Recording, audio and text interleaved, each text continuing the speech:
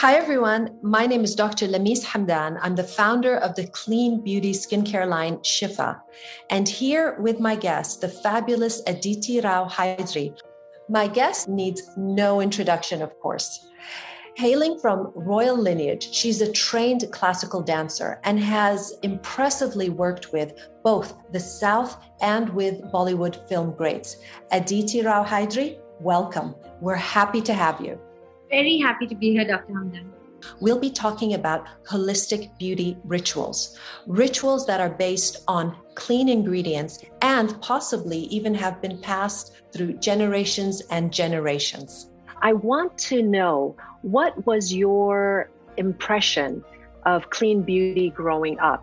I've never known that to be a term because I think I just grew up knowing only this kind of way of being. It's like actually more about well-being and holistic health rather than just beauty, because I feel like you can slap on any kind of cream onto your face, the best, you can eat a gazillion vitamins, but you have to be really clean and from within, from the time that I was very little.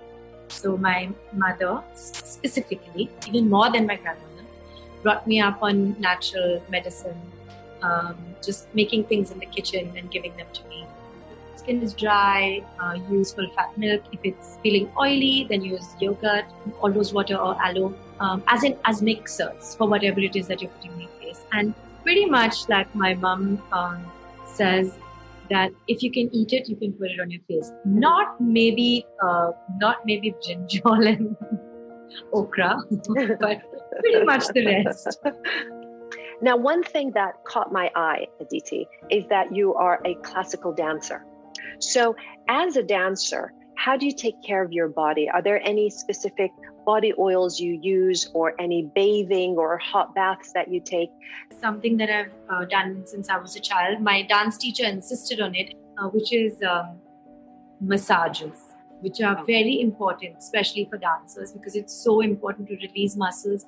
And I feel like blockages are the reasons that, you fall sick or you have muscle cramps or muscle pulls, because your body needs to be like open. And I do concentrate a lot more on stretching. So for long, lean muscle rather than contracted muscle. Also because that's been my discipline from the time that I was little. So there's yoga that I love, there's dancing, and there's just general stretching.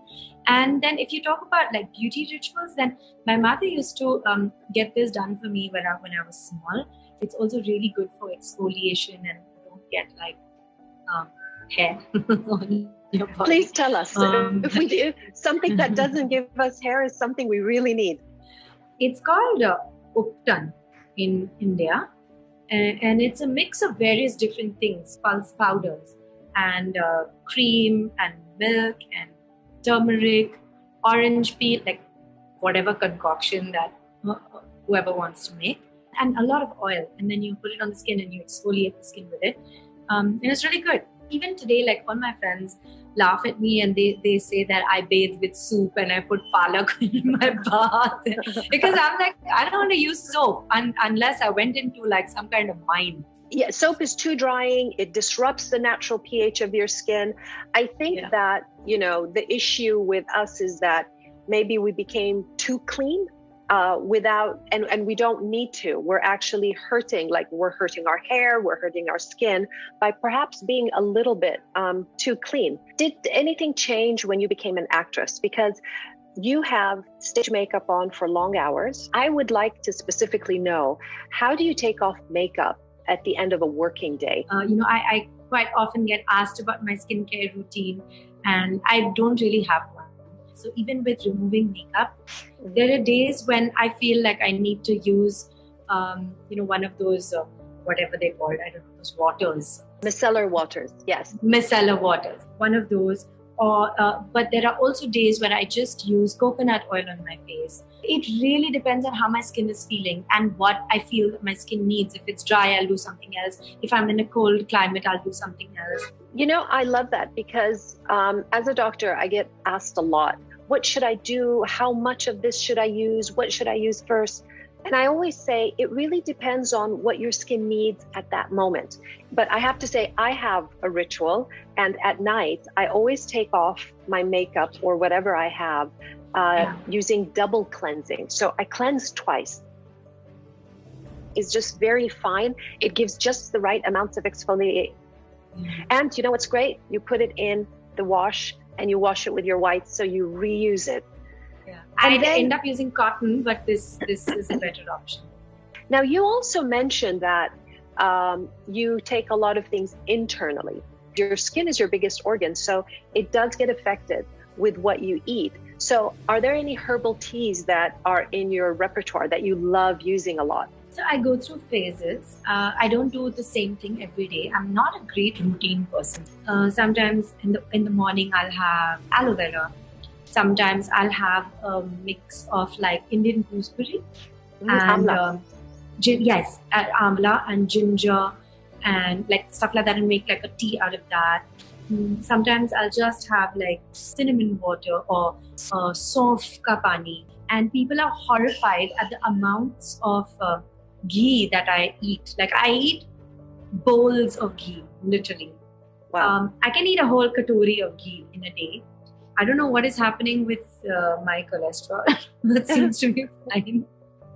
But I'm convinced it's really good for my skin and my bones and my joints and whatever.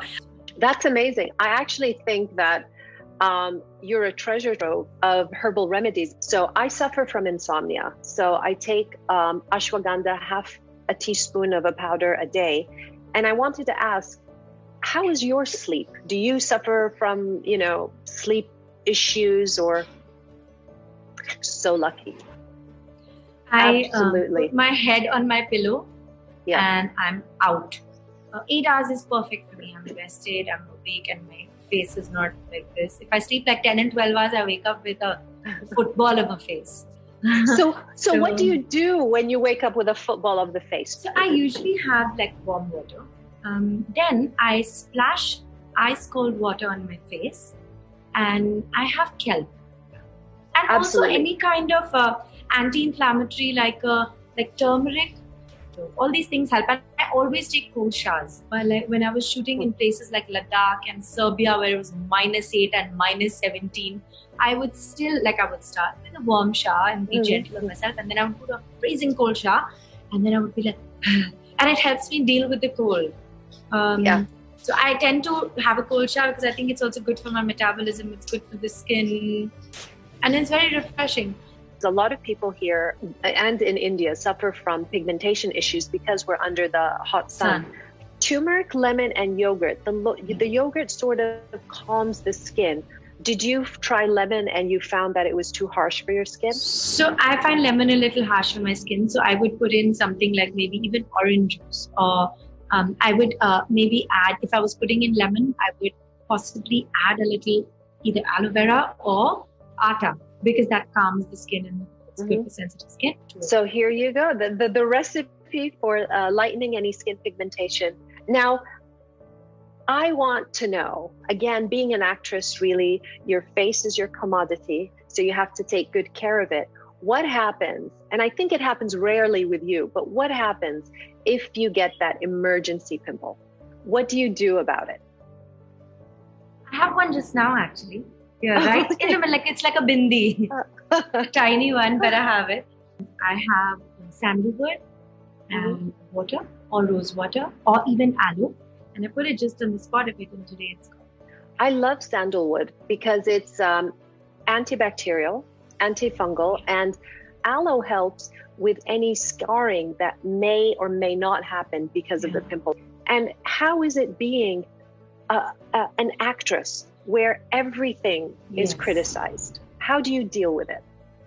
That's a really nice question. I feel like when I started 2011 or so, when I came to Bombay, when you're young and you're sort of finding your way, and there are a lot of people telling you a lot of things, you're listening to them, and you feel, yes, of course they know better, they've been here longer, etc., etc. And you listen to everybody, and you're still struggling to find yourself, that you really genuinely feel you breathe better, and you just feel happier when the day that you accept yourself, who you are, you start trusting people to then write different paths onto you. You surrender to their vision, and you do it with a lot more honesty and conviction, and just letting go, and enjoying the process.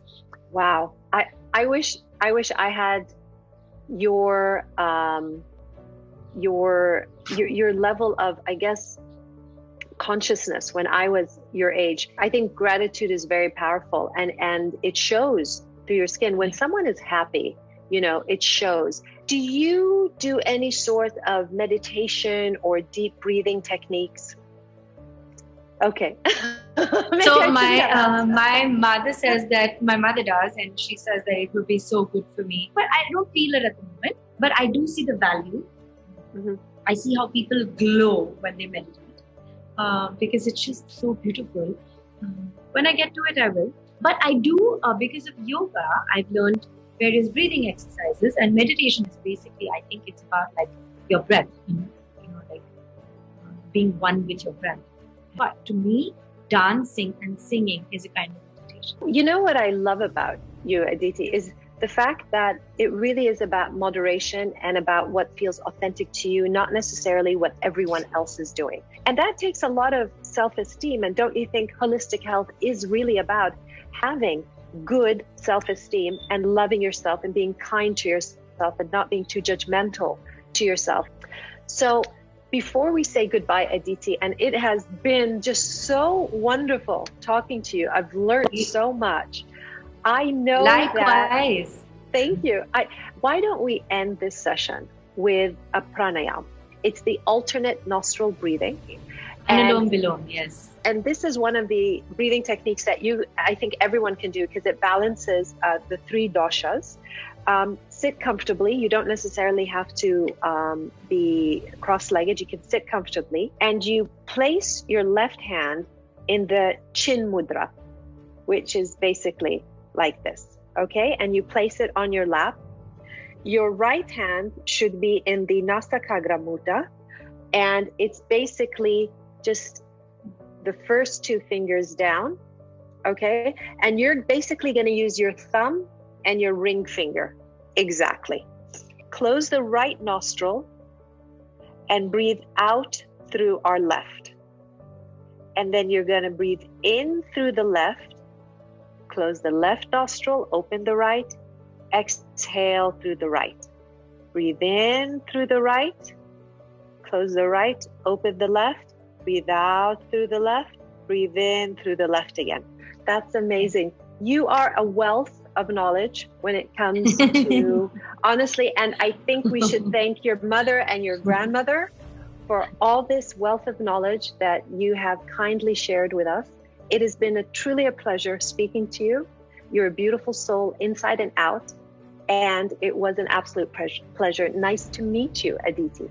Thank you. Very nice to meet you. And I cannot wait to use your products. Thank you. And try your homegrown remedy. Thank you very much.